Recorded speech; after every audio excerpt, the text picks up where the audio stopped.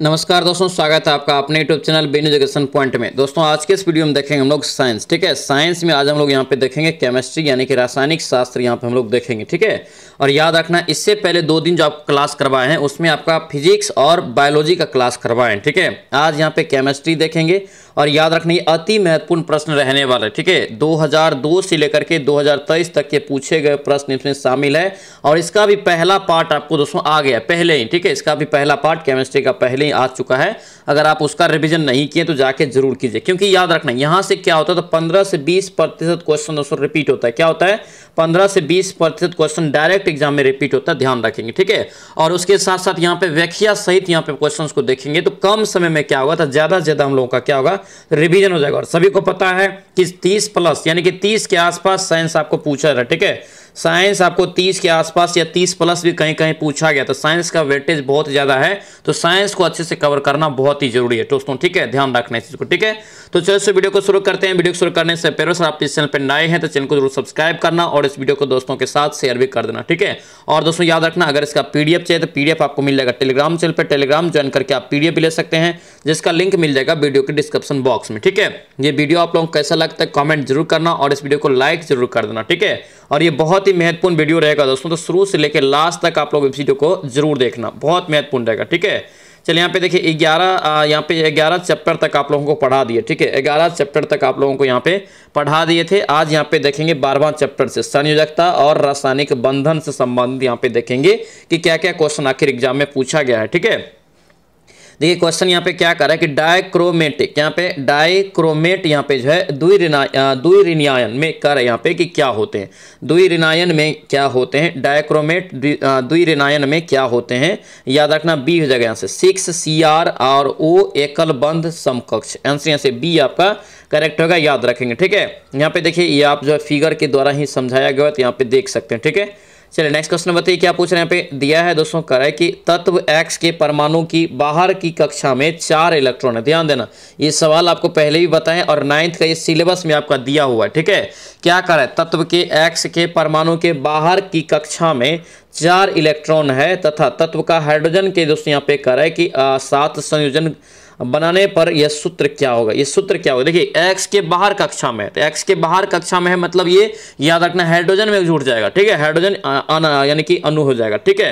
यानी कि ये आपका D हो यानी X यहाँ से H4, आंसर यहाँ से D आपका करेक्ट हो जाएगा। ठीक है, ये आपका पूछा गया किसमें तो सहायक उत्पाद अवर निरीक्षक यानी दरोगा के एग्जाम में क्वेश्चन 2002 में पूछा गया। ठीक है, चलिए आगे बढ़िए क्या पूछ रहे हैं यहाँ पे देखिए निम्नलिखित में से करे कि कौन सी अणु रचना में इलेक्ट्रॉन भागीदारी करते हैं। क्या करते हैं? इलेक्ट्रॉन जो भागीदारी करते हैं। इसका राइट आंसर याद रखना H2O। क्या होगा ये H2O, आंसर यहाँ से ए आपका करेक्ट होगा, ए यहाँ से ध्यान रखेंगे। ये भी क्वेश्चन आपको याद रखना इंपॉर्टेंट रहेगा। ठीक है, चलिए आगे देखेंगे यहाँ पे क्या पूछा जा रहा है। देखिए यहाँ पे दिया है करे कि कार्बन की संयोजकता कितनी होती है, बेहद इंपॉर्टेंट क्वेश्चन, इसको भी याद रखना। ठीक है, कार्बन की यहाँ पे पूछे आपसे कि संयोजकता कितनी होती है, याद रखना 4 होती, टोटल कितना 4 हो जाएगा। ठीक है, अब यहाँ पे देखेंगे दोस्तों, यहाँ पे देखिए संयोजकता पूछा गया ना 4, तो परमाणु संख्या किसका कितना होता है तो 6 होता है। तो यहाँ पर अगर इसका जो हम लोग निकालेंगे इलेक्ट्रॉनिक विन्यास तो कितना निकलेगा 2 और 4 लिख सकते हैं ना। तो यहाँ पे देखिए बाहरी जो आपका 4 है यही आपका हो गया संयोजकता। ठीक है, आंसर यहाँ से क्या होगा ए आपका यहाँ से करेक्ट होगा, याद रखना। ठीक है, यहाँ पे देखिए बनाया भी है कार्बन की संयोजकता यहाँ पे 4, इलेक्ट्रॉनिक विन्यास यहाँ पे दिया है 2 और 4, कार्बन की संयोजकता 4 होने के कारण यह चतुष्कोण यानी कि चतुष संयोजक यहाँ पे तत्व कहलाता है, ये भी यहाँ से ध्यान रखेंगे। ठीक है, चलिए आगे बढ़िए क्या पूछ रहे हैं यहाँ पे देखिए संयोजक यहाँ पे अणु का एक उदाहरण कौन है। संयोजक यानी कि सहसंयोजक है, सहसंयोजक अणु का उदाहरण कौन है, याद रखें कार्बन टेट्राक्लोराइड। क्या होगा कार्बन टेट्राक्लोराइड, ऑप्शन से सी इसका करेक्ट आंसर होगा। ठीक है, आगे बढ़िए क्या पूछ रहे हैं यहाँ पे दिया दोस्तों करे कि रासायनिक तत्वों के एक दूसरे तत्वों से योग करने की क्षमता का पता लगाया जाता है। क्षमता का जो पता लगाया जाता है किसके द्वारा, बहुत ज्यादा इंपॉर्टेंट क्वेश्चन VBI रहेगा, पूछा जाएगा, ध्यान रखना इसको। ठीक है, ये आपका संयोजकता के द्वारा, किसके द्वारा संयोजकता के द्वारा लगाया जा सकता है, आंसर यहाँ से डी इसका करेक्ट आंसर होगा, याद रखना। ठीक है, आगे बढ़िए क्या पूछ रहे हैं यहाँ पे देखिए लगभग 95% यौगिक कार्बन के बने होते हैं क्योंकि कार्बन दोस्तों यहाँ पे क्या होता है, इसका राइट आंसर रखना क्या हो गया बहुविध बंध बनता है। क्या बनाता है? बहुविध बंध बनाता है, आंसर यहाँ से क्या होगा बी आपका राइट होगा, बी यहाँ से ध्यान रखना। आगे बढ़िए, क्या पूछ रहे हैं यहाँ पे दिया है, करे कि एक धातु के फॉस्फेट का सूत्र कितना दिया है, यहाँ पे दोस्तों दिया है MHPO4 है। इसके क्लोराइड का यहाँ पे सूत्र क्या होगा, क्लोराइड का यहाँ पे इसके सूत्र क्या होगा, तो याद रखने MCl2 आंसर से सी आपका करेक्ट होगा। 2018 में दरोगा के एग्जाम में क्वेश्चन भी पूछा गया, ठीक है।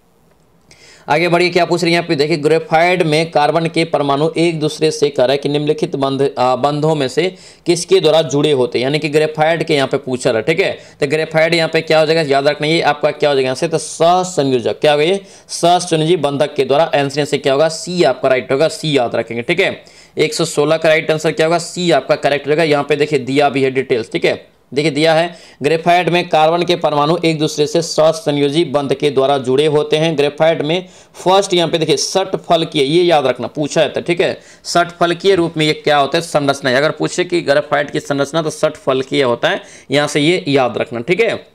चलिए आगे बढ़िए, क्या पूछ रहे हैं यहाँ पे दिया है दोस्तों, करे कि निम्न में से कौन सा बंध यहाँ पे SO और S बंध को प्रदर्शित करता है। इसका करेक्ट आंसर देखेंगे क्या होगा, यहाँ से H2 और O7। आंसर यहाँ से क्या होगा, सी आपका राइट हो जाएगा। आगे बढ़िए, क्या पूछ रहे हैं यहाँ पे देखिए, संयोजक यहाँ पे करे कि यौगिक है।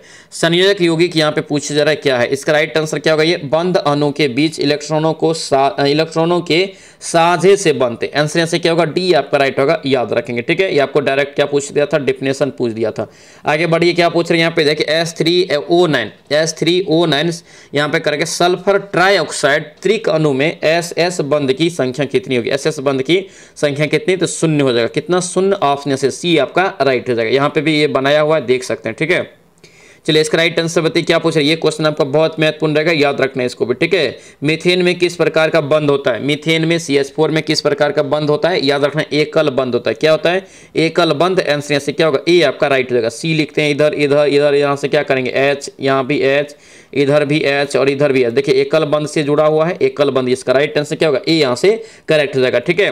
मीथेन याद रखना सो इंपॉर्टेंट है, धान के खेत से भी पूछे कौन सा गैस निकलता है, तो मीथेन ही निकलता है, याद रखेंगे, ठीक है। आगे बढ़िए, क्या पूछा, सहसंयोजक यौगिक प्रायः इसमें विलय होते हैं। सहसंयोजक यौगिक करा के प्रायः इसमें विलय होते हैं। इसका राइट आंसर क्या होगा, कार्बनिक विलायक। क्या होगा, ये कार्बनिक विलायक हो जाएगा। आंसर यहाँ से क्या होगा, डी आपका राइट होगा, डी याद रखेंगे, ठीक है। आगे बढ़िए, यहाँ पे देखेंगे नेक्स्ट क्वेश्चन यहाँ पे क्या कर रहा है कि निम्नलिखित में से किस अणु में द्विबंधन है, द्विबंधन है। निम्नलिखित में से किस अणु में द्विबंधन यहाँ पे पूछा जा रहा है, ठीक है। याद रखना O2, क्या होगा, ये O2 हो जाएगा। आंसर से सी इसका करेक्ट आंसर होगा, याद रखना, ठीक है। आगे बढ़िए, क्या पूछ रहे हैं यहाँ पे करेक्ट, नाइट्रोजन गैस के अणु में निम्न बंधन। और यहाँ से दोस्तों क्वेश्चन पूछा जाता है, ये सभी को याद रखना चाहिए। और ये सब क्वेश्चन रिपीट ही होता है डायरेक्ट, ठीक है। ये सभी क्वेश्चन चेंज नहीं, डायरेक्ट रिपीट ही करके आपको पूछा जाता है, याद रखना। 123 का यहाँ से करेक्ट आंसर, यहाँ से नाइट्रोजन गैस के अणु का अगर पूछे निम्न में से आबंध, याद रखने त्रिक संयोजी होता है। क्या होता है, त्रिक संयोजी। ऑप्शन से डी इसका करेक्ट हो जाएगा। आगे बढ़िए, यहाँ पे एक आपको यहाँ पे अभिक्रिया दिया है दोस्तों, यहाँ पे करे कि इस अभिक्रिया में कौन सा अवकारक है, कौन यहाँ पे अवकारक का कार्य कर रहा है, तो ये आपका NH3, ये जो आपका है ये आपका NH3 यहाँ से करेक्ट आंसर हो जाएगा, ठीक है। आगे बढ़िए, यहाँ पे अब 13वां चैप्टर देखेंगे, ठीक है। अब 13वां चैप्टर देखेंगे, ऑक्सीकरण और अपचयन, ठीक है। यहाँ से भी क्वेश्चन दोस्तों अच्छा खासा एग्जाम में पूछा जाता है, याद रखेंगे, ठीक है। दिए गए मानक ऑक्सीकरण विभव पर विचार कीजिए, ठीक है। विचार करना यहाँ पे दिया है, कीजिए, ठीक है। ये आप ऑप्शन देख लीजिए, 1 2 3 4 ऑप्शन दिया है। इधर आपको यहाँ पे दिया होगा कि क्या ऑप्शन यहाँ पे आपको बताना है, ठीक है। इसका राइट आंसर यहाँ से क्या होगा, तो डी हो जाएगा दोस्तों। यहाँ पे क्या होगा, ये आपका डी यहाँ से इसका जो है करेक्ट आंसर हो जाता है, ठीक है। ये आपका क्या होगा, यहाँ से डी आपका यहाँ से राइट आंसर होगा, डी यहाँ से, ठीक है। ZnS+2Ag प्लस यहाँ से Zn2 प्लस यहाँ से जो है +2Ag इसका करेक्ट आंसर। यहाँ पे 2021 में ये रिएक्शन दोस्तों आपको पूछा गया, ठीक है। यहाँ पे देखिए आगे दिया क्या है, इसको आपको जो है रिएक्शन यहाँ का क्या क्या संतुलित करके यहाँ पे बताया है, आप लोग देख सकते हैं यहाँ पे, ठीक है। आगे देखिए क्या पूछ रहे हैं यहाँ पे, करे कि निम्नलिखित यौगिक में से Mn का अधिकतम ऑक्सीकरण यहाँ पे संख्या बताना, Mn का, ठीक है। Mn का ऑक्सीजन यहाँ पे ऑक्सीकरण संख्या आपसे पूछ रहा है कितना होगा, तो याद रखना इसका राइट आंसर ए हो जाएगा, KMnO4, ठीक है। ऑप्शन से क्या होगा, ए आपका राइट है। अधिकतम यहाँ पे पूछा है Mn का अधिकतम, ठीक है। इसका जो यहाँ पे निकलता तो यहाँ पे कितना निकल जाता, 7 निकल जाता, ठीक है। आगे बढ़िए, ये सभी बता चुके हैं, ठीक है। ये सभी आपका डिटेल्स क्लास में जब आपको 9th 10th का क्लास बता रहे थे तो उसमें चैप्टर वाइज में ये सब समझाए थे, ठीक है। देखिए IO-4 में करा कि I का ऑक्सीकरण संख्या कितना होगा। सिंपली यहाँ पे दोस्तों क्या करना, चार्ज आपको याद रखना पड़ता है। इसमें क्या रखना पड़ता है, चार्ज मैन्युअल रूप से याद रखना पड़ता है। इसका राइट आंसर निकालेंगे तो 7 निकल जाएगा प्लस में। चलिए आगे बढ़िए, क्या पूछ रहे हैं यहाँ पे करे कि इसका ऑक्सीकरण सदैव -1 होता है। क्या होता है, -1 होता है। तो इसका राइट आंसर यहाँ से क्या होगा, ये आपका ए हो जाएगा, ऐप हो जाएगा, ठीक है। ऐप यहाँ से क्या होगा, ए यहाँ से करेक्ट आंसर होगा, याद रखना, ठीक है। चलिए आगे बढ़िए, क्या पूछ रहे हैं यहाँ पे दिया है दोस्तों, करें कि निम्नलिखित में से किस रासायनिक अभिक्रिया में नाइट्रोजन एक अपचयक नहीं होता है। नाइट्रोजन एक अपचयन नहीं होता है, ठीक है। इसका राइट आंसर क्या होगा, डी हो जाएगा, ठीक है। NH4+ यहाँ से जो है आपका N2, यहाँ से क्या होगा, डी आपका करेक्ट हो जाएगा। आगे देखेंगे यहाँ पे नेक्स्ट क्वेश्चन यहाँ पे क्या पूछा जा रहा है। देखिए यहाँ पे दिया है दोस्तों, कह रहा है कि फास्फोरस की यहाँ पे जो है फास्फोरस की 3+ ऑक्सीकरण अवस्था किसमें होती है। और ये क्वेश्चन आपको पूछा गया एग्जाम में 2020 में, और ये क्वेश्चन पूछा जाएगा, बहुत महत्वपूर्ण है, ठीक है।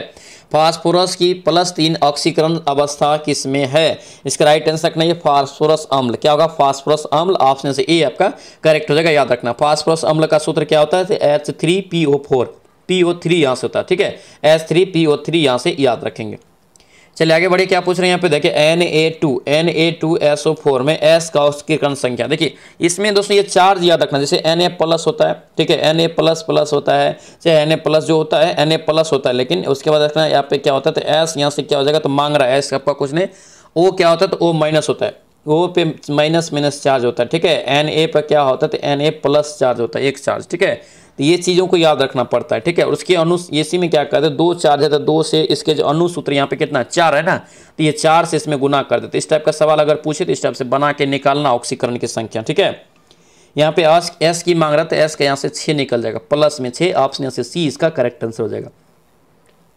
नेक्स्ट क्वेश्चन यहाँ पे क्या पूछ रहे हैं, यहाँ पे देख रासायनिक परिवर्तन यहाँ पे KClO3 को यहाँ पे किया है संतुलित, KCl में क्लोरीन का ऑक्सीकरण संख्या कितना होगा। KCl में करा है कि क्लोरीन के ऑक्सीकरण संख्या कितना होगा, याद रखना क्या होगा आपका 6 घट जाता है, ऑप्शन से क्या होगा, बी आपका राइट होगा, बी याद रखेंगे, ठीक है।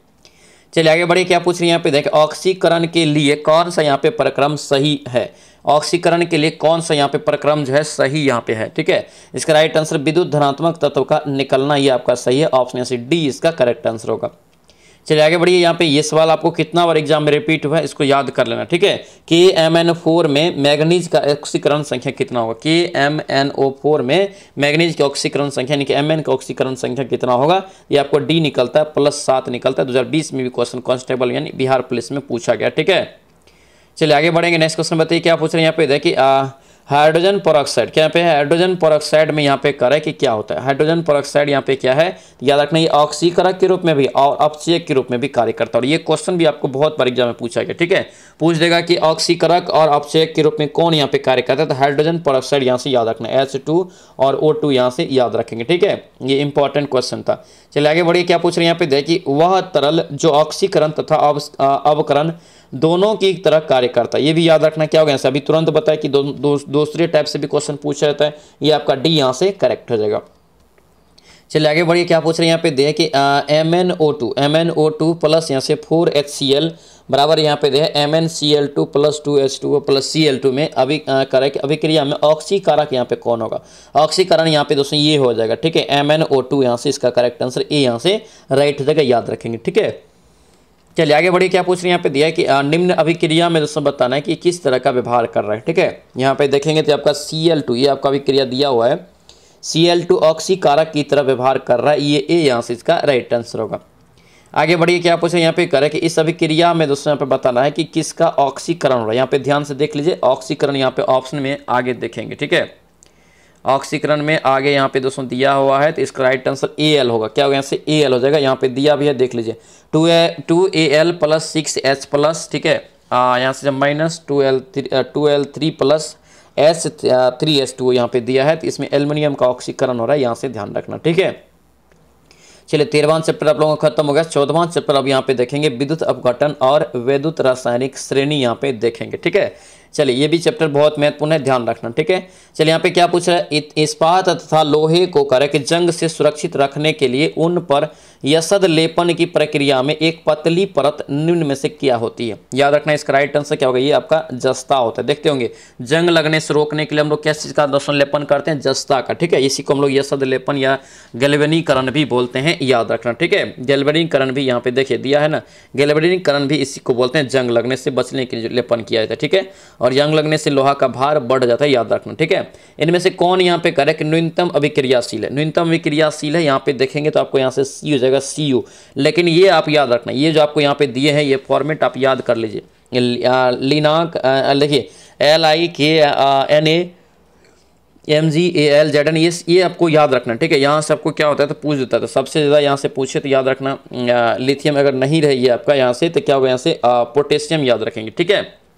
चलिए आगे बढ़िए, क्या पूछ रहे हैं यहाँ पे दिया है दोस्तों, कह रहा है कि गैल्वेनिकरण लोहे चादर पर निम्न में से किसकी परत चढ़ी होती है। गैल्वेनिकरण में किसका चढ़ाते हैं, जस्ता का, जिंक का। ऑप्शन से क्या होगा, C आपका राइट हो जाएगा। आगे बढ़िए, क्या पूछ रहे हैं यहाँ पे देखिए, विद्युत अपघटनी प्रक्रिया से कौन सा तत्व यहाँ पे नहीं प्राप्त होता है, कौन सा तत्व यहाँ पे नहीं प्राप्त होता है पूछ रहा है, विद्युत अपघटनी प्रक्रिया से, ठीक है।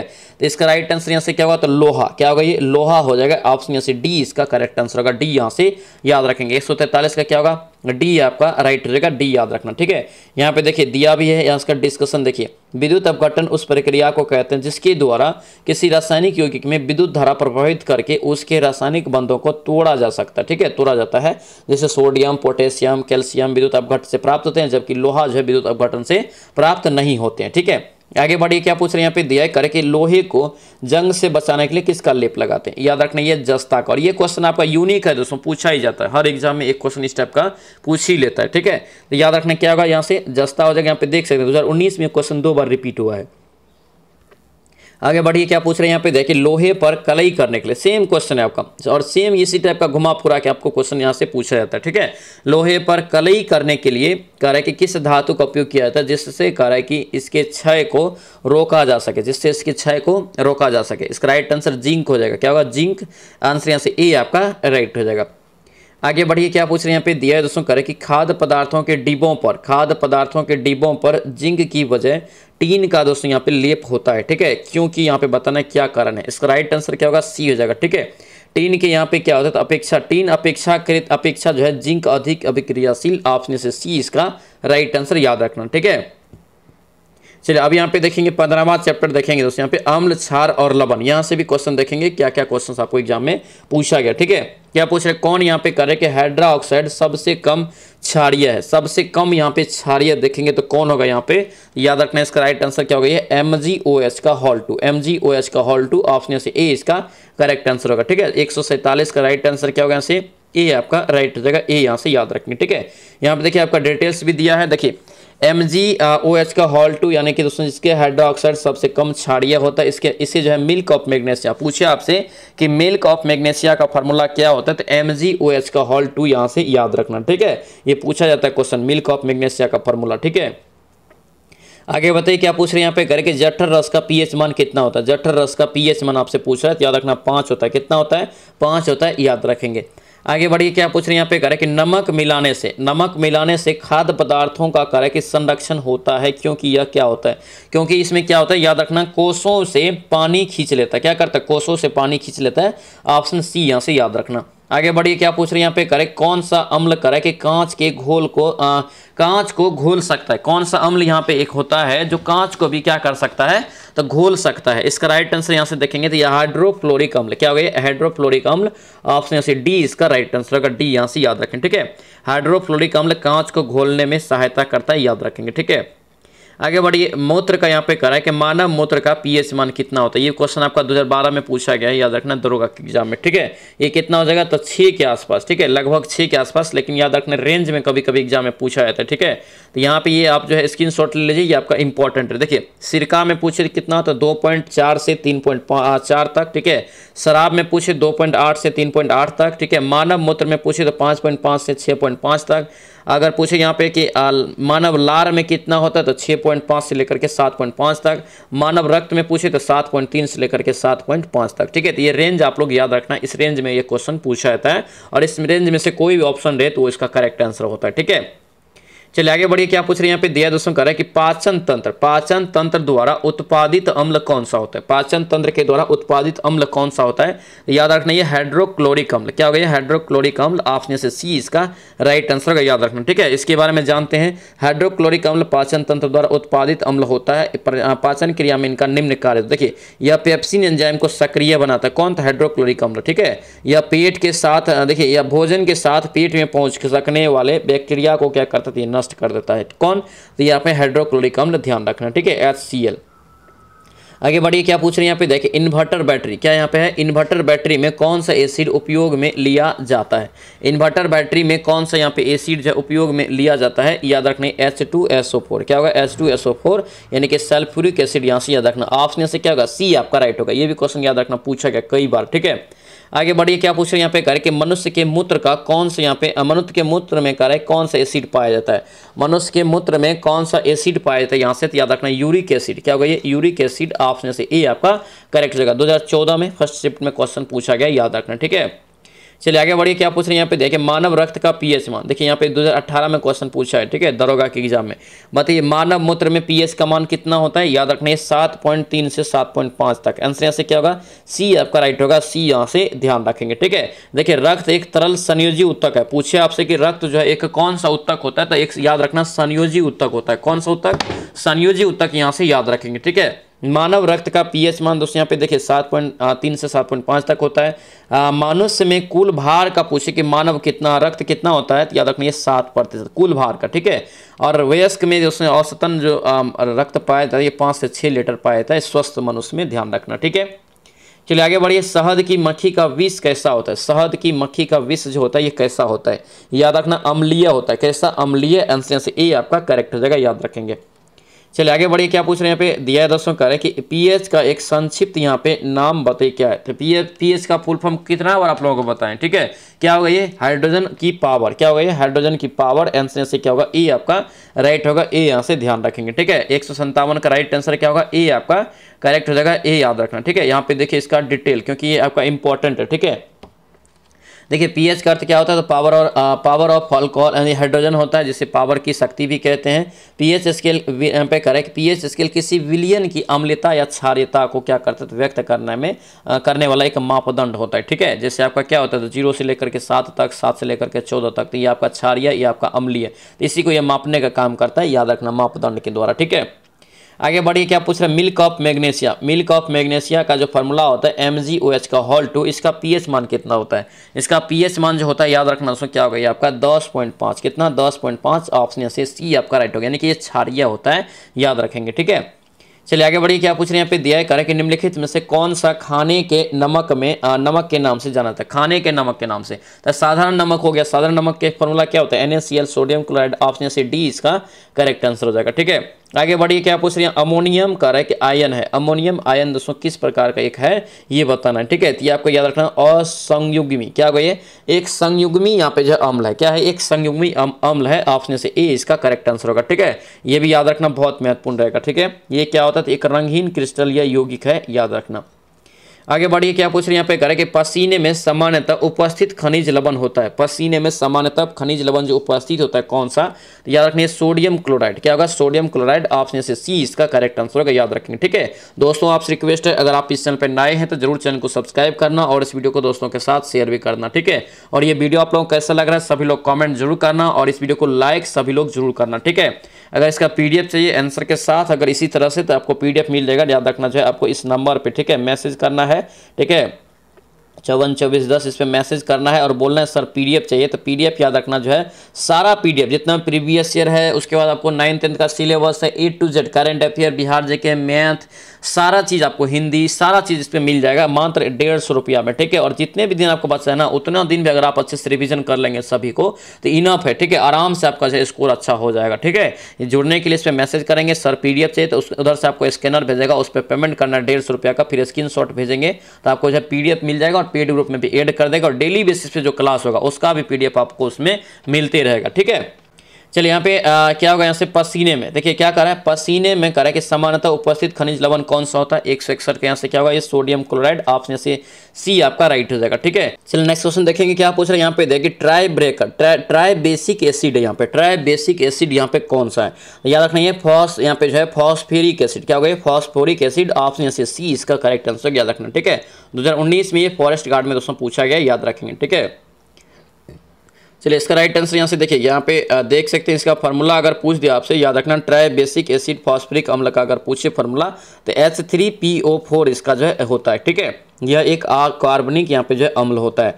आगे बढ़िए, क्या पूछ रहे हैं यहाँ पे देखिए, किस तत्व के लवण प्रायः नीले रंग के होते हैं? कौन से तत्व का यहाँ पे लवण है जिसके प्रायः रंग जो होता है नीले रंग का होता है? ठीक है, याद रखना है। इसका करेक्ट आंसर यहाँ से क्या होगा, तो Cu हो जाएगा, यानी कि कॉपर का। किसका? कॉपर का, ध्यान रखना। ठीक है, कॉपर के लवण प्रायः नीले रंग के होते हैं, इसे यहाँ इसका राइट आंसर यहाँ से डी आपका करेक्ट होगा। चलिए आगे बढ़िए, क्या पूछ रहे हैं यहाँ पे करें, सागर जल में सर्वाधिक मात्रा में पाए जाने वाला पदार्थ कौन सा है? सागर जल में सर्वाधिक मात्रा में पाए जाने वाला पदार्थ यहाँ पे पूछा जा रहा है कौन सा है? इसका राइट आंसर क्या होगा, साधारण लवण। क्या होगा? साधारण लवण हो जाएगा, ऑप्शन से बी इसका करेक्ट होगा, बी याद रखेंगे। ठीक है, आगे बढ़िए, क्या पूछ रहे हैं यहाँ पे दिया है दोस्तों, करें कि एक अम्लीय घोल का पीएच मान कितना होता है? एक अम्लीय घोल का जो पीएच मान होगा ये कितना हो जाएगा, याद रखना। ये आपका अम्लीय का क्या होता है, 7 से कम होता है ना, यानी कि राइट आंसर क्या होगा यहाँ से ए आपका करेक्ट हो जाएगा। ठीक है, 7 से कम, अम्लीय पीएच मान 7 से कम होता है, याद रखेंगे। ठीक है, चलिए आगे बढ़िए, क्या पूछ रहे हैं यहाँ पे दिया है दोस्तों, करें कि एक विलियन जिसका पीएच मान कितना है, 3 है। ठीक है, उसका विलियन में OH की सांद्रता कितना होगा? OH की जो सांद्रता इसका होगा कितना, तो 10⁻11। कितना हो जाएगा? 10⁻11 होगा। यहाँ से दोस्तों प्रोसेस में बनाया हुआ यहाँ पे देख सकते हैं। ठीक है, चलिए हमें अभी ये भी चैप्टर खत्म हो गया, यानी कि 15वां चैप्टर खत्म, 16वां चैप्टर अब यहाँ पे हम लोग देखेंगे। केमिस्ट्री है दोस्तों, इसका पहला क्लास आप लोगों को ऑलरेडी दे चुके हैं। ठीक है, नहीं देखें तो इसका प्लेलिस्ट अलग बना दिया प्रीवियस ईयर नाम से। ठीक है, तो जाके जरूर रिवीजन कीजिए। ठीक है, देखिए यहाँ पे तत्वों का आवर्ती वर्गीकरण अब यहाँ पे हम लोग देखेंगे। ठीक है, कैल्शियम की परमाणु संख्या कितनी होती? कैल्शियम की परमाणु संख्या कितनी होती सभी को पता है, कितना हो जाएगा? 20 हो जाएगा। ठीक है, 20। ये पुलिस यानी कि मध्य निषेध पुलिस में पूछा गया 2022 में क्वेश्चन कैल्शियम का डायरेक्ट। ठीक है, ध्यान रखना, परमाणु संख्या भी तत्व का कभी कभी एग्जाम में पूछा जाता है, जैसे लोहा का भी पूछा गया था इस बीच में। ठीक है, यानी कि 7 तारीख के एग्जाम में लोहा का भी एग्जाम में पूछा गया था। ठीक है, कैल्शियम का परमाणु संख्या परमाणु क्रमांक की संख्या 20 होता है। कैल्शियम को Ca से अंकित करते हैं, इसका परमाणु भार 40 होता है, ध्यान रखना। आगे बढ़िए, यहाँ पर कह रहा है कि DI मेंडलीफ को क्या श्रेय दिया जाता है? DI यानी कि मेंडलीफ को किस चीज़ के श्रेय दिया जाएगा? याद रखना, ये तत्वों का आवर्ती सारणी के लिए, तत्वों के आवर्त सारणी पूछे कि इसका श्रेय किसे दिया जाता है, तो निर्माण करने का, तो मेंडलीफ को ही दिया जाता है। आंसर से क्या होगा, सी आपका राइट होगा। हालांकि इन्होंने क्या किया था, तो द्रव्यमान को भार के अनुसार इन्होंने जो है तत्व को सजा दिया था, भार के अनुसार। यहाँ पे देखिए दिया भी है, मेंडलीफ के आवर्त नियम के अनुसार तत्वों के भौतिक एवं रासायनिक गुण उसके परमाणु भार के आवर्ती फलन होते थे। ठीक है, लेकिन अभी जब हम लोग चल रहे हैं तो ये मॉडर्न आपका आवर्त काल है। ठीक है, आधुनिक आवर्त काल है, जिसमें मोस्ले ने दिया है, जो आपको परमाणु संख्या के आधार पर। ठीक है, क्या पूछ रहे, कौन सी धातु वजन में सबसे हल्की है? सबसे हल्की यहाँ पे देखिए 2021 में क्वेश्चन पूछा है, और कितना और एक क्वेश्चन आपको बताया भी है। क्या होता है? लिथियम होता है। ठीक है, लिथियम यहाँ से याद रखेंगे। लिथियम धातु वजन में सबसे हल्की, इसका अगर घनत्व पूछे तो 0.534 ग्राम प्रति सेंटीमीटर क्यूब होता है, याद रखना। ठीक है, ये पानी की तुलना में भी लगभग आधा होता है। पानी का कितना होता है? 1 ग्राम प्रति सेंटीमीटर क्यूब होता है पानी का घनत्व। ठीक है, ध्यान रखना। चलिए आगे बढ़िए, क्या पूछ रहे हैं यहाँ पे देखिए, निम्नलिखित में से कौन सी जो यहाँ पे कर रहा है कि धातु क्षार है, धातु क्षार यहाँ पे कौन सा है? तो लिथियम हो जाएगा। क्या होगा? लिथियम। आंसर डी इसका करेक्ट आंसर होगा। चलिए आगे बढ़िए, आवर्त सारणी किसने तैयार किया? अभी वही बताएं, आवर्त सारणी किसने तैयार किया? तो इसका जो श्रेय जाता है मेंडलीफ को जाता है। ऑप्शन से डी इसका राइट आंसर होगा, डी यहाँ से याद रखेंगे। ठीक है, चलिए आगे बढ़ेंगे, क्या पूछ रहे हैं यहाँ पे देखें, मेंडलीफ की आवर्त सारणी में ऊर्ध्वाधर कॉलम को कहा जाता है। ऊर्ध्वाधर कॉलम को क्या कहा जाता था मेंडलीफ की आवर्त सारणी में? तो समूह कहते थे। क्या कहते थे? समूह। आंसर से क्या होगा? ए आपका राइट होगा, ए याद रखेंगे। ठीक है, चलिए आगे बढ़िए, यहाँ पे देखिए, यहाँ पे डिटेल्स अगर देखेंगे तो देखिए, मेंडलीफ की आवर्त सारणी में ऊर्ध्वाधर कॉलम को समूह कहा जाता था, यहाँ पे ध्यान रखना। ठीक है, चलिए आगे बढ़िए, क्या पूछ रहे हैं यहाँ पे, एक चीज़ और याद रखना, उसमें पूछा जाता है कि पूछे सर्वप्रथम रूसी यात्री था, ये याद रखना कि मेंडलीफ कहाँ का था, तो रूसी रसायन शास्त्री था। ठीक है, 1869 में इन्होंने आवर्त यहाँ पे जो है प्रस्तुत किया था, याद रखना। अगर डेट पूछे तो 1869 याद रखेंगे। आगे बढ़िए, क्या पूछ रहे हैं यहाँ पे दिया है दोस्तों, करें कि निम्नलिखित में से सबसे भारी धातु कौन सा है? सबसे भारी धातु यहाँ पे कौन होगा? ऑस्मियम। क्या होगा? ऑस्मियम। आंसर से ए इसका करेक्ट आंसर होगा। ऑप्शन कौन सा इसका राइट आंसर क्या होगा? ऑस्मियम। ऑस्मियम का परमाणु संख्या 76 होता है, परमाणु भार 190। ठीक है, आगे बढ़िए, क्या पूछ रहे हैं यहाँ पे दिया है दोस्तों, करें कि क्षारीय मृदा धातुओं में कौन से यहाँ पे जो है अधिकतम मात्रा में जो है विद्वान यहाँ पे विद्युत धनी होता है? इसका राइट आंसर क्या होगा? ये आपका BA हो जाएगा, BA यानी कि ए यहाँ से इसका करेक्ट आंसर। बेरिलियम इसका करेक्ट आंसर होगा, याद रखना। ठीक है, आगे बढ़िए, क्या पूछ रहे हैं यहाँ पे, करें कि सर्वाधिक विद्युत धनात्मक तत्व कौन सा है। ये भी क्वेश्चन याद रखना बहुत वीवीआई रहेगा, ठीक है। विद्युत धनात्मक तत्व सर्वाधिक जो होगा याद रखना ये CS यहाँ पे ऑप्शन के अनुसार ए यहाँ से क्या होगा करेक्ट आंसर, CGM इसका राइट आंसर होगा, याद रखना, ठीक है। आगे बढ़िए, क्या पूछ रहे हैं यहाँ पे, दिया है करके जलीय विलयन में क्षार धातुओं के अपचायक समर्थक सही कौन सा है। जलीय विलयन में इसका करेक्ट आंसर बी हो जाएगा Li, ठीक है, NaKRB और उसके बाद CS ऑप्शन से बी आपका करेक्ट होगा, याद रखना, ठीक है। चलिए आगे देखेंगे नेक्स्ट क्वेश्चन यहाँ पे क्या पूछ रहा है। यहाँ पे दिया कि क्षार धातुओं में डैश होती है, देखिए क्षार धातुओं में डैश होती है यहाँ पे पूछ रहा है, ठीक है। तो इसका करेक्ट आंसर क्या होगा, तो ये कम आयनन ऊर्जा होता है, क्या है तो इसमें कम आयनन ऊर्जा, ठीक है। ऑप्शन से बी इसका करेक्ट होगा, बी याद रखेंगे। आगे बढ़िए, क्या पूछ रहे हैं यहाँ पे, करेक्ट निम्नलिखित ऑक्साइडों के अम्लीय गुण सही है कौन, यहाँ पे सही क्रम है पूछ रहा है, ठीक है। याद रखिए N2O5 यहाँ से जब बड़ा है किससे, तो SO2 से, फिर बड़ा है ये किससे, तो CO2 से, फिर बड़ा है CO2 किससे, तो CO से। आंसर डी हो जाएगा। 2020 में क्वेश्चन फर्स्ट शिफ्ट में पूछा गया है, याद रखना, रिपीट भी हो सकता है, ठीक है। क्या पूछ रहे, करें कि निम्नलिखित में से कौन सा क्रम सापेक्ष साइज को गलत दिखाता है। सापेक्ष साइज को क्या करता है, गलत दिखाता है। इसका जो राइट आंसर होगा सी आपका करेक्ट हो जाएगा, ठीक है। आगे बढ़िए, क्या पूछ रहे हैं यहाँ पे, देखिए सोडियम, मैग्नीशियम, एल्युमिनियम और सिलिकॉन का प्राथमिक आयनीन ऊर्जा का सही क्रम। और इस टाइप के क्वेश्चन दोस्तों एग्जाम में पूछा जा रहा है, याद रखेंगे। 2020 में क्वेश्चन पूछा गया, याद रखना ये सी हो जाएगा यहाँ से, ठीक है। सोडियम पहले, मैग्नीशियम, फिर आपका एल्युमिनियम, फिर सिलिकॉन। आंसर यहाँ से क्या होगा, यहाँ से सी आपका राइट होगा, यानी कि सबसे ज़्यादा यहाँ पे सिलिकॉन हो जाएगा, ठीक है। आगे बढ़िए, क्या पूछ रहे हैं यहाँ पे, देखिए ABCD, देखिए ABCDE जिनका परमाणु क्रमांक क्रम से इतना इतना है, तो इसका समान आवर्त में क्या किससे संबंधित है, यानी किससे यह संबंधित होता है। इसका राइट आंसर यहाँ से होगा, तो क्या होगा यहाँ से इसका राइट आंसर या का बी यहाँ से करेक्ट हो जाएगा, ठीक है। BCD क्या होगा, ये BCD इसका करेक्ट आंसर होगा, याद रखना, ठीक है। 181 का क्या होगा, बी आपका। यहाँ पे देख सकते हैं, यहाँ पे जो है इलेक्ट्रॉनिक विन्यास सभी का निकाला गया, यहाँ पे आप लोग करेंगे इसको, ठीक है। चलिए आगे बढ़िए, क्या पूछ रहे हैं यहाँ पे, दिया है दोस्तों, करें कि सर्वाधिक विद्युत धनात्मक तत्व कौन सा है। धनात्मक यहाँ पे पूछ रहा है, तो क्या होगा, CS हो जाएगा, यानी कि CGM ऑप्शन से ए आपका करेक्ट है। सेम क्वेश्चन देखिए पीछे पे भी देखें, तो ये आपका क्वेश्चन रिपीट हुआ है, याद रखना, ठीक है। आगे बढ़िए, क्या पूछ रहे हैं यहाँ पे, दिया है दोस्तों, करें कि BE, BMG और AL में किसका यहाँ पे द्वितीय आयनन विभव अधिक होता है। द्वितीय आयनन विभव किस में अधिक होगा, ये बी में होगा, किस में, बी में हो जाएगा, ठीक है, यानी कि बोरॉन में। आंसर से क्या होगा, ए आपका करेक्ट होगा, याद रखेंगे, ठीक है। आगे बढ़िए, क्या पूछ रहे हैं, करेक्ट उन तत्वों के समूह को छांटिए जिसमें केवल धातुएं हैं। कौन यहाँ पे समूह एक ऐसा है जिसमें केवल धातु की समूह है, तो धातु की यहाँ पे क्या होगा, तो आपका डी यहाँ से करेक्ट होगा। ये आपका इसमें जो सभी है ये आपका धातु है, याद रखेंगे। आगे बढ़िए, क्या पूछ रहे हैं यहाँ पे, देखिए निम्नलिखित में से किस धातु की कार्य की धातु ऑक्साइड बनाने की प्रवृत्ति सबसे ज्यादा है, प्रवृत्ति सबसे ज्यादा होता है, याद रखना, ये CA क्या होगा, CA ऑप्शन से ए एक्स का करेक्ट आंसर, याद रखना, ठीक है। चलिए आगे बढ़ेंगे, क्या पूछ रहे हैं यहाँ पे, देखिए हैलोजन की यहाँ पे इलेक्ट्रॉनिक बंधुता यहाँ पे किस क्रम में होती है। देखिए क्रम पूछे तो अलग होता है, ठीक है, FCLBRI हम लोग याद किए, लेकिन यहाँ पे क्या है, इलेक्ट्रॉनिक बंधुता। तो इलेक्ट्रॉनिक बंधुता जो होता है सबसे ज्यादा क्लोरीन का हो जाएगा यहाँ से, ठीक है। इसलिए राइट आंसर ए हो जाएगा, क्लोरीन, फिर फ्लोरीन, तब BR, अब तब आई होता है, ठीक है। ऑप्शन से क्या होगा, ए आपका यहाँ से करेक्ट आंसर होगा, याद रखना, ठीक है। बिहार पुलिस में 2014 में एक क्वेश्चन दोस्तों आपको पूछा गया, याद रखेंगे, ठीक है।